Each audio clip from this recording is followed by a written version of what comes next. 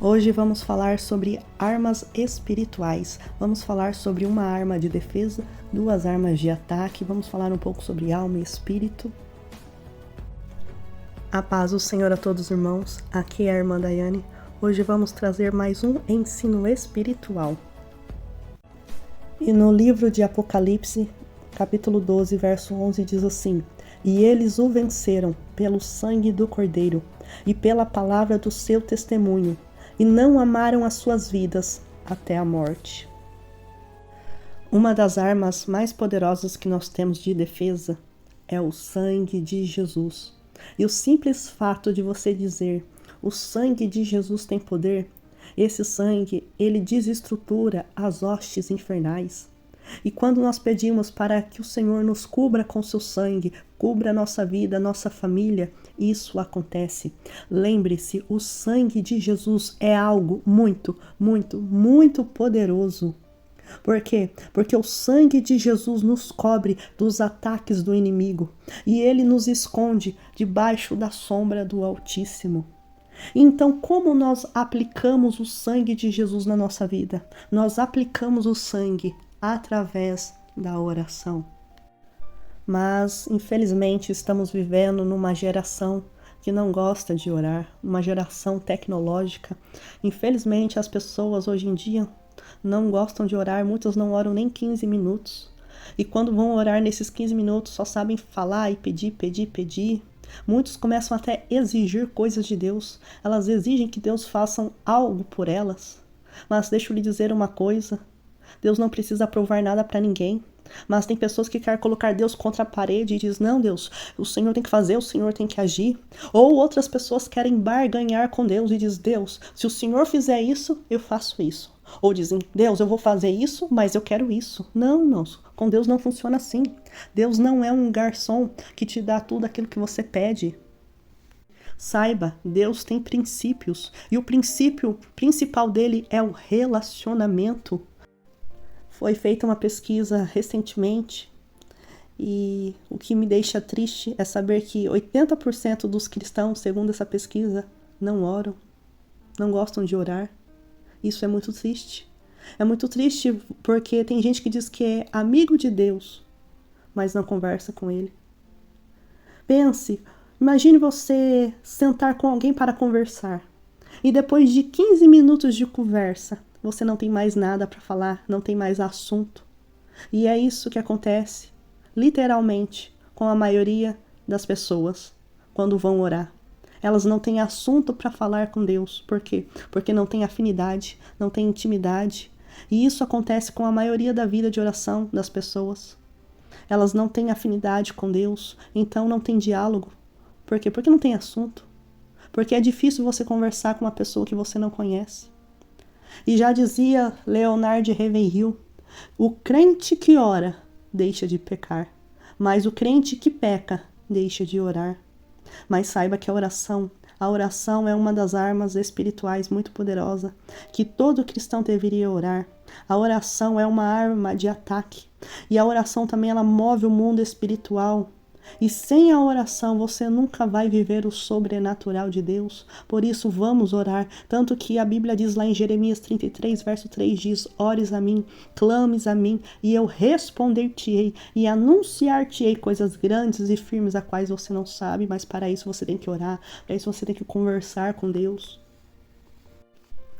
Então, nós temos o sangue de Jesus como uma arma de defesa, e nós temos também a oração e o nome de Jesus como uma arma de ataque, uma arma espiritual.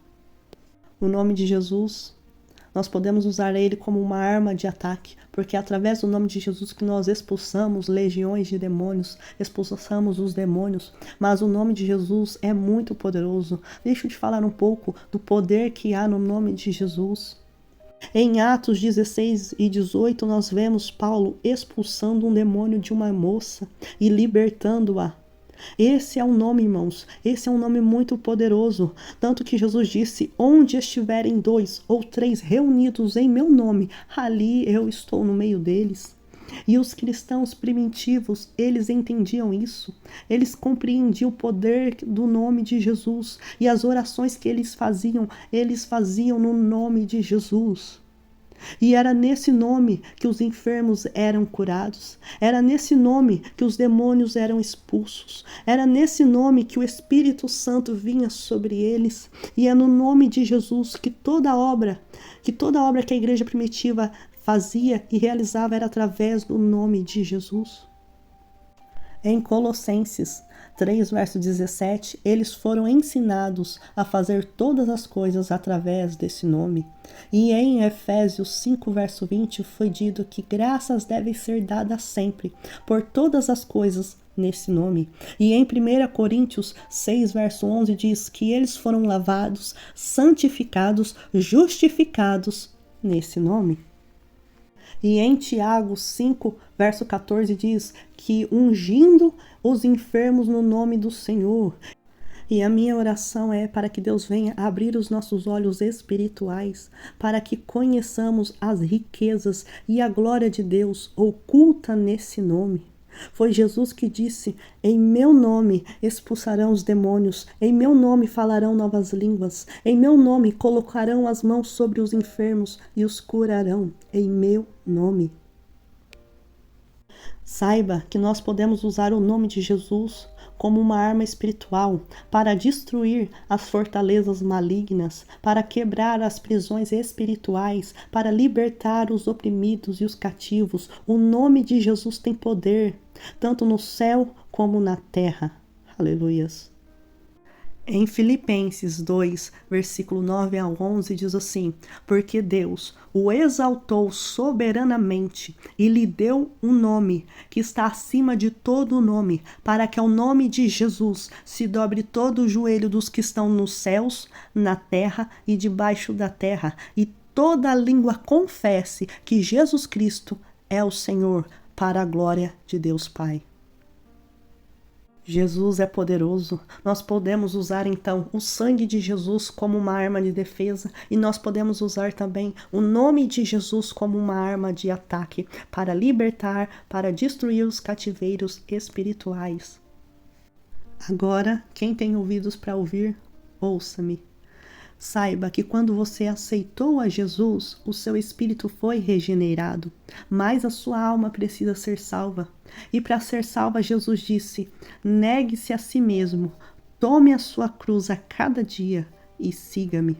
O seu espírito foi regenerado, mas a sua alma precisa ser transformada dia após dia. Dia após dia você precisa renunciar às suas vontades, tomar a sua cruz e seguir a Jesus. Mas muitas das vezes a alma prefere servir a carne do que o espírito. Por isso que você precisa andar com Deus, porque quando você começar a andar com Deus, a sua alma dia após dia vai sendo convertida pela palavra de Deus. Quando Jesus estava na cruz, eles furaram o lado de Jesus e saiu sangue e água. Você sabe o que o sangue e a água representa ali? O sangue representa o que ele fez por nós de uma vez por todas. Jesus nos salvou, Jesus nos reconectou novamente para com Deus. Mas a água fala sobre uma purificação. É uma purificação que nós precisamos diária. Por isso que ele disse: vós sois limpos pela palavra que eu tenho vos ensinado. Foi por isso que quando Jesus estava lavando os pés dos discípulos, Jesus chegou para Pedro e começou a lavar os pés dele. E Pedro disse: não, Senhor, não lava o meu pé. E Jesus disse: Pedro, se eu não lavar o teu pé, tu não tem partes comigo. Então Pedro disse: então, Senhor, lava o corpo inteiro. E Jesus disse: não, Pedro, não precisa, somente o pé. Por quê? Porque o seu espírito já entendeu, mas a sua alma ainda não.